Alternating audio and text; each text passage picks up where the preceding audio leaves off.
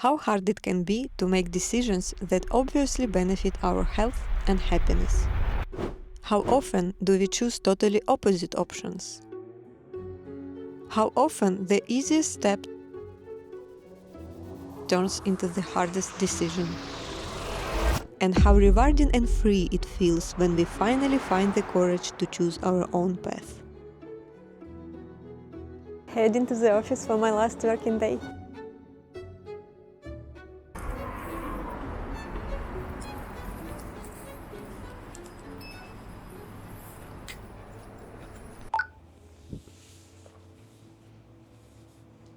Hi, I'm Tery and I just quit my big tech job.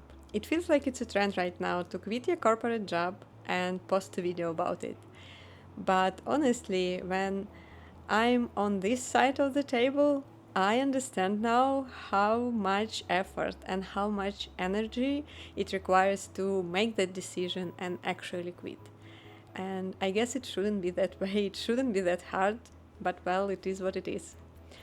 And I feel like it is important to share those stories because when I was going through this and I was making this decision, which was very hard for me, it was very comforting to know that I'm not alone here and there are other people who are going through the same. So today I want to share my story and let's start from the beginning. My first corporate experience happened about 7 years ago when I just moved to Canada and got my first job here. It wasn't a big tech company, it wasn't even fully tech company, but it was a big corporation. And at that time I didn't pay much attention on how messed up the corporate world is.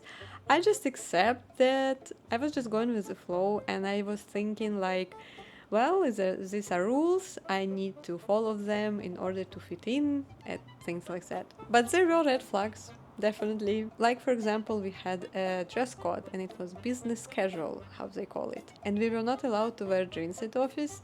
Only on Fridays we could wear them, but only if we put $1 in a jar.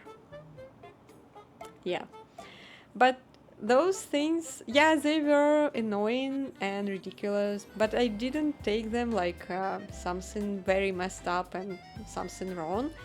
It was just something that I wasn't really comfortable with and something silly.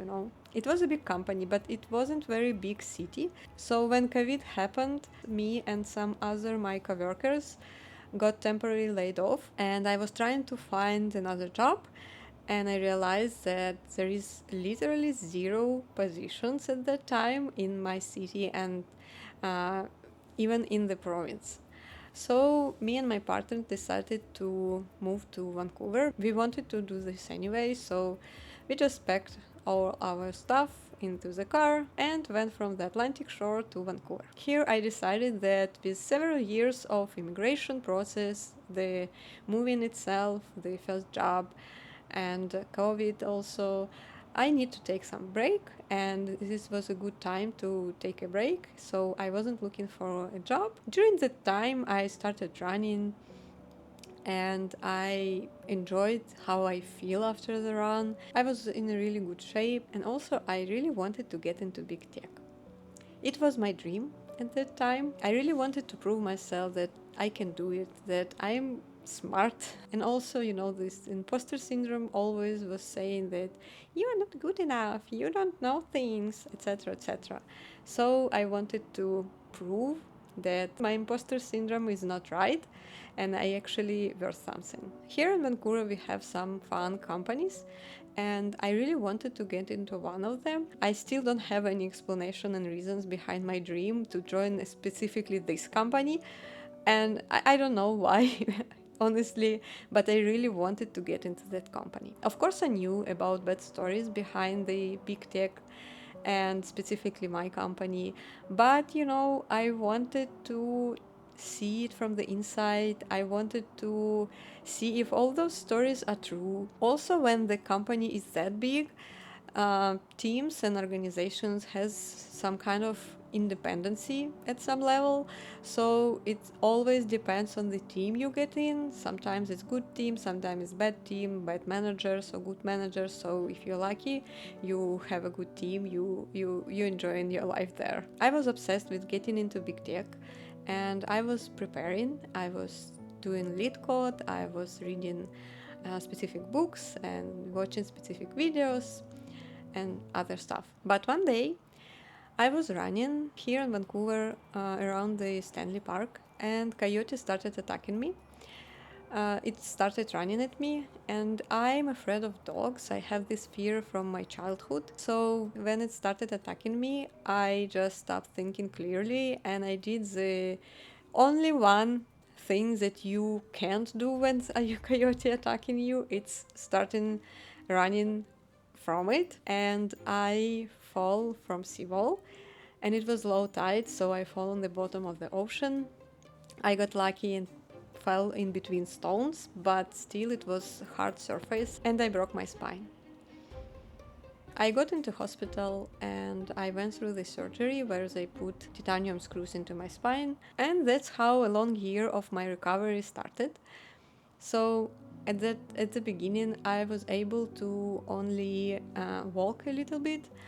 I was able to sit for maybe 10-15 minutes, and I used the time to have a meal. And I also was able to lay down, but not in my bed, because apparently the mattress in my bed was pretty soft for my condition, and it was painful for me. But my sofa did a great job, and I was able to lay only horizontally. So I could put pillow under my head, but not very big pillow. But I couldn't put a pillow under my shoulders. You know, when you semi-laying, semi-sitting, and like doing something on your laptop. No, it wasn't an option for me. So, as you can guess, it became kind of impossible to prepare, to continue my preparation for those interviews. But I was so obsessed with big tech and I had a lot of time. So I was preparing from my phone. I was doing lead code problems from my phone. It was challenging, yeah, but I managed somehow to do that. I was continue watching videos, etc. I wanted so bad that one day when I was running, I start thinking about it in my head, and I start imagining how I got an offer, and I literally started crying because it was something that I really wanted. I know it's stupid right now, but this is how I wanted that. And one day I found the position from my dream company, and it felt like it's a perfect position for me because it was a position for the programs that my company has. It's a program for people like me who have a break in their career for some reasons, and you are working with a team on a real project like a full-time employee, but you have time limits. It's like 4 months program, and by the end of the program you will be evaluated and they will decide if they want to give you a full-time offer or not. And during the time of the program they will provide you all the support that will help you to return back to your career, to keep up with the space, and like to become comfortable there. And it's actually a really great program, and a lot of big tech companies have that. So of course I applied because it felt like it was created for me. And I went through the interviews and I got the offer. I was super excited when I saw my offer. It was like my dream comes true. I couldn't believe that I actually did it and I got in. And of course, my imposter syndrome was on my right shoulder and said things like, "Oh, you're not good enough. You're still not good enough. What if they will find out that you're not good enough?" And things like that. Last Friday, before my first working Monday, I was running a race and I was so surprised that I beat all my records from all times. I was really in the best shape ever, even after the surgery. And this moment I will remember always, I guess, because this was the last time I was in a great shape. And after that, I wasn't able to keep up, and after even I had this second surgery, I wasn't able to recover fully from it, even right now, and it was 3.5 years. And the reason behind that is my work. I wasn't able to fully return my running routine just because of the work. So, my first day, I still can't believe that I'm there. I see all these smart people and all these fancy meeting rooms and kitchens, and it's like living a dream. First, I realized that those smart people are actually smart, but they still are people, just like me. And they also running or hiking or eating food, you know. There is no magic behind that. They're still people. Yes, they're smart, they're super interesting, but they're still people. Another discovery was that my manager seems to be a good manager because interesting story happened during the first day. I was waiting for another surgery to take the titanium screws from my spine, but I wasn't expecting that soon because it could take some time when you wait for a surgery. But during the first day at work, at my dream work, I got a call from doctor. They said that the place has just become available in 3 days, and I can take that place and go for surgery. And if I want that, I need to answer before the end of the day. It was insane, you know? Like, I don't know these people. Yeah, my manager knows about my spine situation, but I don't know them. They don't know me. Like, how can I even ask about that? But I didn't have much choice, so I went to them and said, well, this is the thing, you know, I'm waiting for another surgery and they're proposing it right now. And I was so surprised that my manager said, well, you know, your health is a priority. You can take whatever time you need, go for your surgery, do all the paperwork with HR, and get back and we will continue your program. It was so cool, you know, at that time I get even more motivated and even more excited. And I start thinking, well, maybe all those stories are not true. It's not so bad. Like, I mean, you see, they let me go and they didn't ask me to choose work over my health. Also, it was a time when we worked remotely, and it was pretty convenient for me because after my surgery and 2 weeks of recovery that I took, I was able to continue working from home. And yeah, the first year was just amazing. Apart from perks like good money, good insurance, free food, and coffee from barista, there's also other interesting things. For example, I visited conferences, and even big ones like Grace Hopper conference. I visited webinars, workshops. I presented at a conference myself and I loved it. I won hackathons and organization rewards and I had so much fun. But there are also other bonuses that goes with big tech job, like for example, stress, anxiety, and constant tiredness. My work controls every aspect of my life. Nothing, even small thing like going for a walk in my actual personal time can be done without considering job. So after a year and a half of the life through the rose-colored glasses, everything started falling apart. My manager appeared to be not that great, and I faced another two awful managers. I was constantly overwhelmed by amount of work, overtimes, and on-call shifts. And on-call shifts, I think, one of the worst part because it's a week of your life that you can just cross out because you can't do anything. You can't go for a long walk. You can go to a camping without an internet. You can't do anything because you can get paged anytime and you have to respond.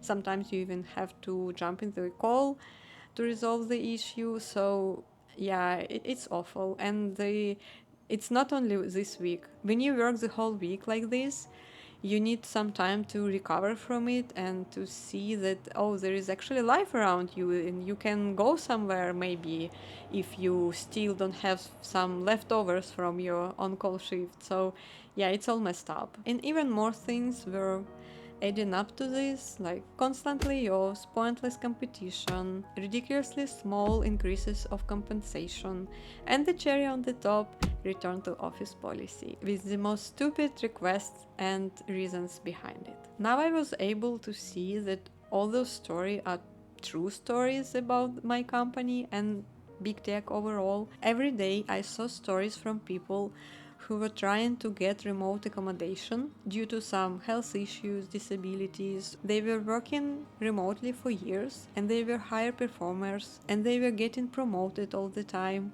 But now, apparently, it's an issue. And there is a team who decides and assess those remote accommodation requests. And the irony is that this team is fully remote. And they're not medical workers, they don't have medical licenses, they're not legal workers, nothing like that. But they were asking people their detailed medical records, they were asking very personal questions about their routine, considering their health condition, about their state of health, etc. And it's not okay. One of the stories is there is a person who has immunocompromised condition. Of course, they have medical records, they have a statement from their doctor, and they said, I can't do commute. I can't be in office. It's very harmful for them. And this team said, oh, okay, we can create accommodation for you here at office because you need to be here, you need to collaborate with your team. So the accommodation is the separate room where we will isolate you, we will give you all the things you need, and also the things like disinfector, like sprays and wipes, etc. And you will be getting to meetings from that room online and do all your job online. What is the point? Where is collaboration? How this person will commute?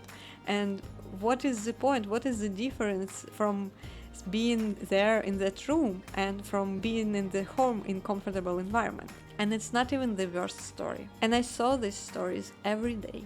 And I start thinking, even though for my organization it was not so bad, and my organization was actually flexible about RTO, so we still have to go to the office 5 days per week, but we could choose time when we want to go. But even despite that, I started thinking, do I want to be a part of the company that treats their employees like a garbage? And even if I will ignore it, it doesn't mean it goes away. There are still those stories, there are still those people who are struggling, and it's still the same company, and this is my coworkers, and this can happen to me in future or maybe tomorrow. So it was adding up to my anxiety as well. I felt miserable every day. It became a toxic relationship where I knew I have to get out of it, but for some reason I kept staying. And things were getting worse and worse every day. I just couldn't understand why high leadership and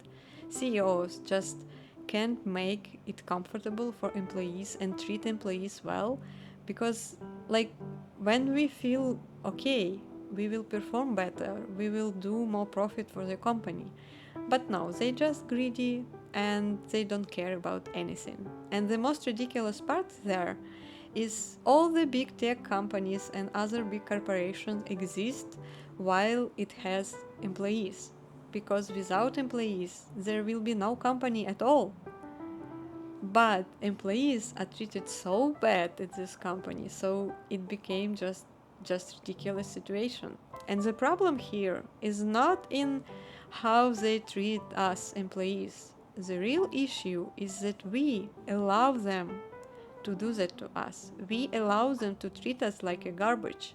We just accept this and continue our hard work, continue our commitment and being responsible, struggling through it, putting our health to it and our time and our families. So I just start thinking, do I want to allow this anymore? Do I want to continue make money for someone else while that someone else treating me like shit? But if it was that bad, what did hold you there? Well, it's a good question, Terry. I guess it was good money and the feeling of a safe space. I know it sounds insane, but all the bad stuff became my reality every day. It became my environment, and so it became my comfort zone at some point. And you all know how hard it is to leave the comfort zone. Also, I was too overwhelmed to even be able to think about how do I want to change things, or to realize that I want to change things. And if I wanted to change a job, I needed to at least start looking for it and preparing for it. But I was so exhausted by the end of the day that it was really hard for me to think about anything. And it's much easier to do nothing and just wait for another vacation, and when you know that you will have paycheck every 2 weeks. I was creating excuses to not quit, maybe every day. Something like, maybe I will give it a try for another 2-3 months and see if things get better. No, they're not. Maybe I will stay for another 6 months to get my stocks. And even, who am I without this job? And this is the most messed up thought that I had, but I think it wasn't truly me. It was my imposter syndrome again, with all this, oh, you're not good enough. Even after 3.5 years, I still had that. But even with those excuses, things were getting worse and worse. But one day, one of the leads of my organization said an interesting thing. At the end of the day, we are all here to have fun doing what we like. And it hit me hard. They are right, and I'm not having fun with my job. I'm just struggle through it. And I was miserable for so long that I'm not even sure anymore that I like software engineering at all. I also started thinking about the life without my job. And I realized that life is much happier, much healthier, and much brighter than my life right now. And I actually tried to make things better. I decided that I don't want to allow anymore to treat me and my team like a garbage. And I started speaking up, and I found out that it was not only me who was struggling, it was all the team. And it feels like it was big gap in communication between our direct manager and our skip manager, and gap in communication between us and our managers. And also it seems like our managers don't understand the needs of our new grads, people who just join our team from the university. They basically children, and all the things that might be obvious for us and default for us is not the same for them. And we need to understand that, and we need to support them, and we are there actually to support them. But our managers, I think, didn't really care about it. Those children are just naive, and they don't know things, and they don't know what is right and what is wrong. They don't know where they can speak up and stand up for themselves. It all became very messy, and as much as I tried to make things work, it was very hard for me. I saw that I could change some things, but it needed more efforts, and I decided that it wasn't worth my effort and my time and my health. Eventually, all those thoughts grew into real actions, and I did some preparation, logistically and financially, and finally, I'm free. And what do I feel now? I definitely don't feel like I put it all behind me, because you can't just quit big tech and feel like nothing happened. It feels like I'm on vacation and I have to do everything I want to do very quickly because I need to go back to work. And I will be honest, I have this fear that I will have to go back if things will not work out for me, and I will have to find a way to earn money again. It can happen, I understand that, but little by little I feel like I'm recovering, I'm taking a rest, and I start understanding that there is a world around me full of opportunities, and I can take whatever opportunity I want. And what is next? Yeah, this is a big question. I have no idea. I'm just figuring out what is next. For now, I just want to improve my health. I want to return back to my running routine and exercise this. I want to do stuff I like, and I want to try new things. Like, for example, I always wanted to start YouTube channel, but I didn't have enough energy and time for this, and now it seems like it's a great opportunity for me to do so. Although it was only 3.5 years of me had been working there, it feels like I was there forever, and I just want to find out, is there any life after big tech at all? And if it exists, I really want to explore it. So this is my story, and I hope it was helpful for people out there who are struggling with the same. I guess this is it.